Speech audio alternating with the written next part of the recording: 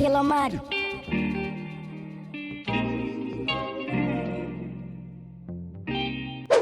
What's good, everybody? Welcome to another episode of What's Good Web Series. I'm your host, Zarek, aka your boy. And today, I'm not even gonna lie to you, we got a very, very good but deep discussion. So, what do they call it? Viewer discretion, whatever, that's what they say. Have that.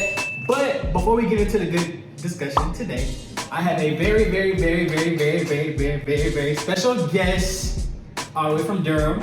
I ain't even gonna lie, my words ain't gonna do it no justice. So I'm gonna let her introduce herself. Y'all give it up for Brittany, y'all. Yeah, hey y'all! I'm so excited to be here. You excited? I'm excited Yes, too. I'm excited. I am Brittany Hennon. As he said, I'm from Durham. I'm currently in school. I am a senior music major at the illustrious Winston-Salem State University, the livest HBCU on The planet. So, yeah, that's me in a nutshell. Brittany, how you feeling? How you feeling? How you feeling? I'm feeling great. I'm feeling great about what we're going to talk about. Like you said, it's going to be, very deep. If you are very sensitive, I suggest that you view with caution. Period. You in here with caution. So, but I'm ready. I'm excited. Okay, bet. Before we start, I can't forget. I know you just started a business, so y'all better support it, because support the black people. Yes, I am a CEO of Songbird Photography. If you want your pictures taken, follow my business page. Click the link in my bio to set up your consultation appointment. And if you ain't just listening, I don't know what you was doing something, rewind it back to listen. But seriously, no, I'll put the information in the description below. Also, it's gonna be right here, and you probably already seen her logo by now. So, yeah, that's that. But we're gonna go ahead and go forward. Again, before we start, please view with discretion. This is a very sensitive, deep topic that I feel like needs to be heard and talked about. You gotta get uncomfortable. Yeah, you gotta be comfortable being uncomfortable. That's life. Yep. But without further ado, let's go ahead and get started. Does racism exist? Not to laugh. Yes, racism still exists. It is not dead. I can't even fathom how heartbreaking it is to even say that it's still a thing. Like, we're supposed to be the generation where it's like, things are somewhat supposed to be smooth sailing and Or better. yeah, or be better. But it still hurts to say that racism still exists.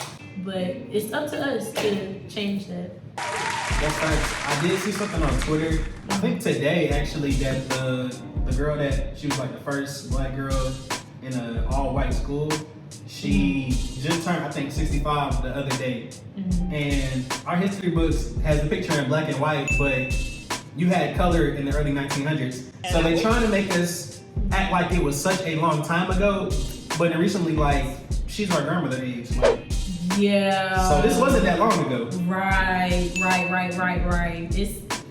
crazy. Like, it's heartbreaking. Like, as much as like I want to be mad, it's really sad to just sit here and think like, wow, if they were the first ones to experience that, then almost 60 years later, it's the same thing, but they're kind of dressing it up to make it not so as brutal as it was back then.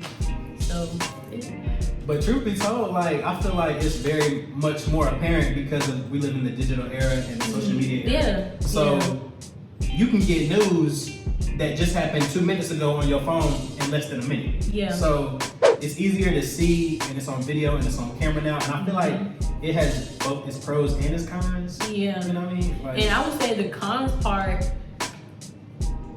now this is what makes me mad is when, and I've experienced, or not experienced, but have witnessed this myself, where people are, since we have social media and technology is evolving almost every year, people are hiding behind social media rather than actually like being about it and actually doing all this stuff in person. Like the high school that I went to, I've experienced and seen some of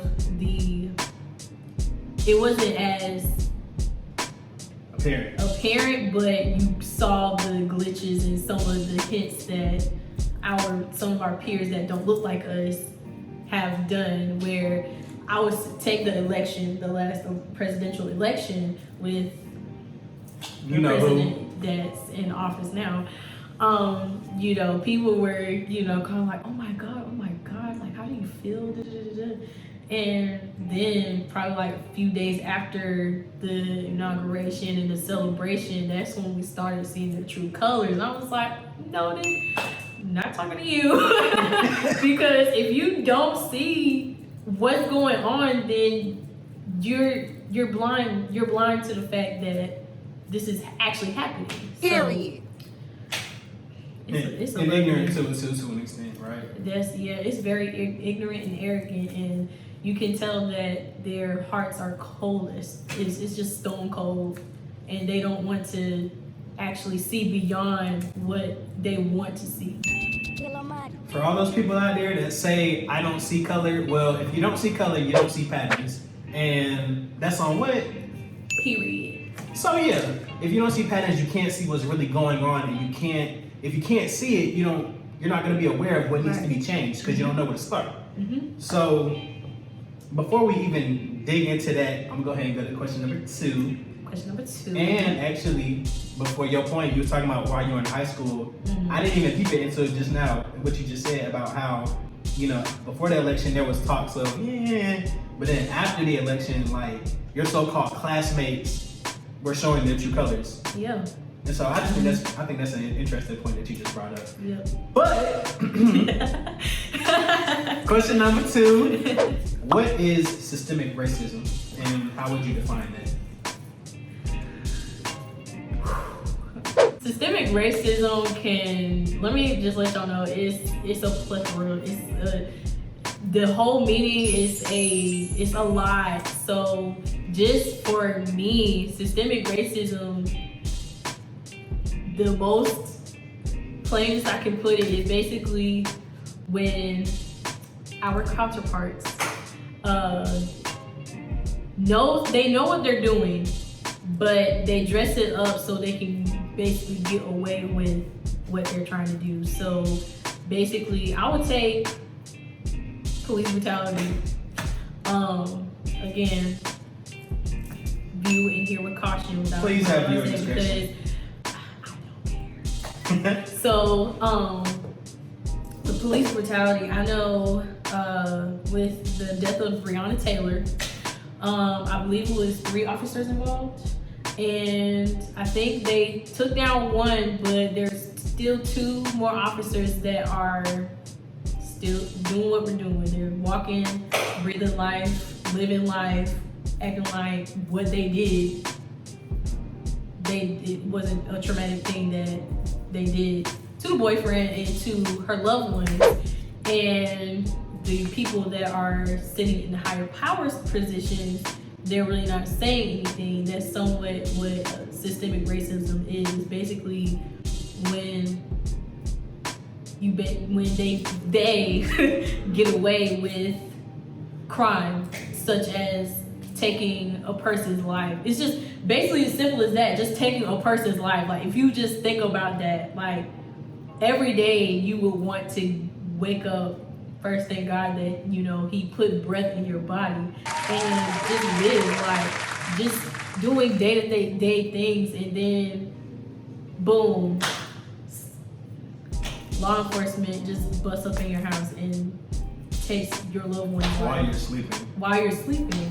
And so, the people that are supposed to protect us and keep us safe, they're not doing that. So that's why there's all the looting and stuff like that, the protests.